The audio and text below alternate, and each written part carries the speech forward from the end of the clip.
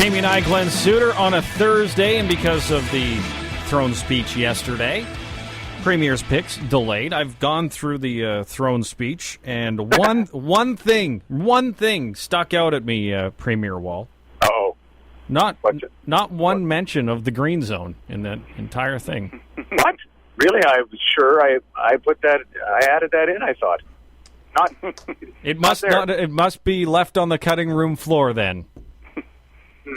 You know what? I'm going to check into that. I apologize, Jamie. That's not was never the original intent.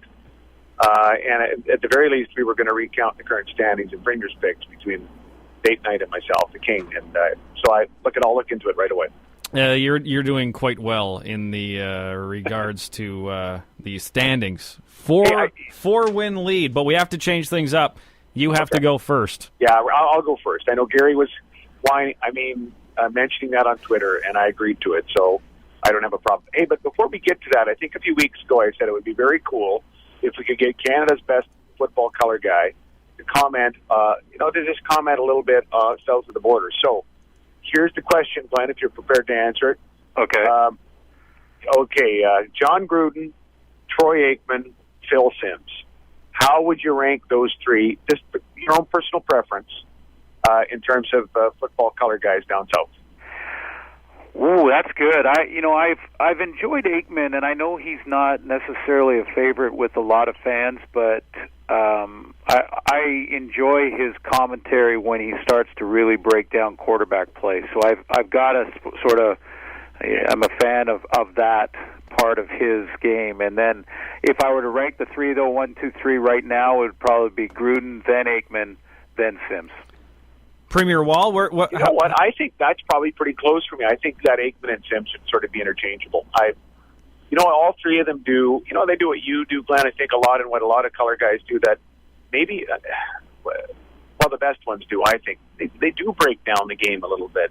Even for those of us who watched a lot of it, we've never played it, and so it helps. I think it just makes the telecast a lot better if someone has got the telestrator out, is kind of going into the O-line or what the QB is doing, even with his elbow or any of that stuff. I like that. I don't know. Maybe that's just me, but I think I'd probably go with that list. You, Jamie? Well, if you look at the score in any Monday night football game, it could be 40-0. It could be 33-33. It could be 0. Where you're going with this. It could be 0-0. It doesn't matter. Just close your eyes. Don't even look at the score and listen to John Gruden.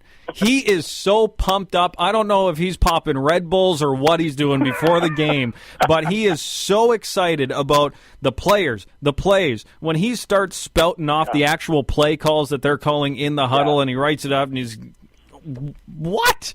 I love it. Love that. I like that too. And there's people, you watch Twitter a little bit. People are, apparently a bit annoyed by that, but I agree. It's nice to have a little energy, and he does get all football-y on us, which is kind of, I think, what we want.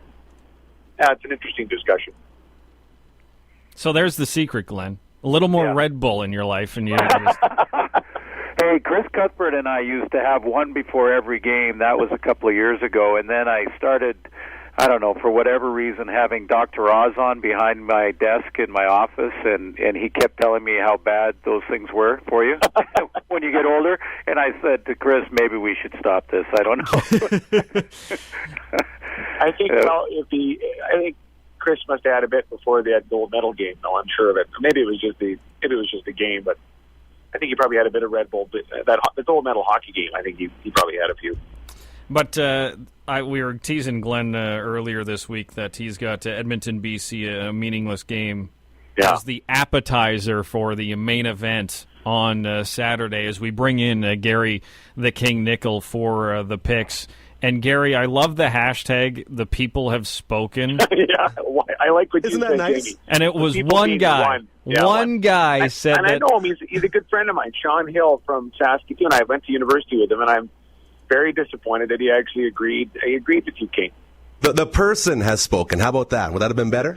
That's good enough. Okay. One vote to none. That's democracy. I don't think there's an electoral college that'll win you anything on one person.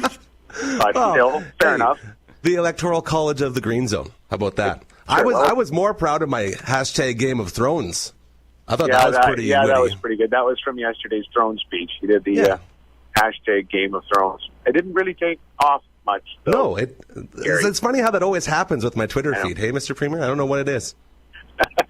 Where hashtags go to die on Gary Nichols' Twitter feed. It's my fault, Gary. It's my fault. Hey, I wasn't going to say it on the air, but thank you for acknowledging that, Mr. Premier. Not a problem. I know we were going to say the Premier goes first on all the picks, but I'm gonna handicap him just a little bit more because he delayed the Premier's picks because all of right, the I will throne make speech. the picks blindfolded. No. This is just the first one because the score is up. It's 10-7 for the Argonauts. Oh, okay, right. Gary, you can go first, but the Premier has to pick the opposite team. Okay, fair enough. Oh, wow, really? Yeah. Well, 10-7. And what is in the second quarter? It is just at the end of the first quarter. 10-7 Toronto leads. I'm going to take Toronto right now as Kackert looks pretty good. So the Premier gets Winnipeg. Now the Premier has to go first for the remainder of the picks, so he can't, undercut Gary trying to make a comeback. For the record, you guys, I really do appreciate this. Don't ever say democracy doesn't work. This is fantastic. Edmonton at BC. The game of the week. Edmonton at BC. Lions. Yeah, I'm not that desperate. I'll take the Lions as well, please.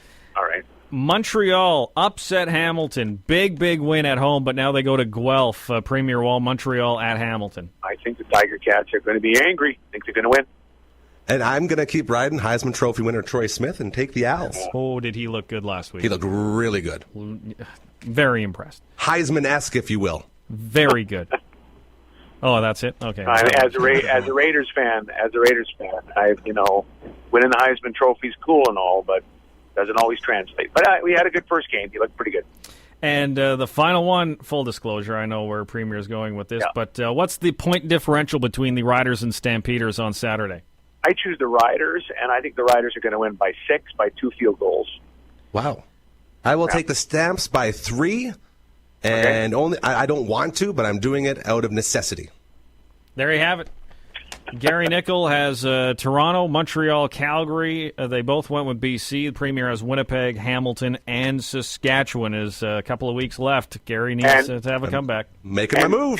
And Gruden, Aikman, Sims. Gruden, Aikman, Sims for me. Right. So now we know, Premier, that if the Riders should lose this game Saturday night, we know it's Gary's fault. Yes, thank you, sir. I will also take that burden. I'll take it as well. Thank you, 27. all hate mail at Gary the King Nickel on Twitter. Premier Suitor has spoken. So, well, gentlemen, we'll see how throne speech. Gentlemen, we'll see how it all goes. Premier, thank you very much again. Have a good night, fellas. Take care. There you have it. Premier's picks for a Thursday night. This time because of the throne speech.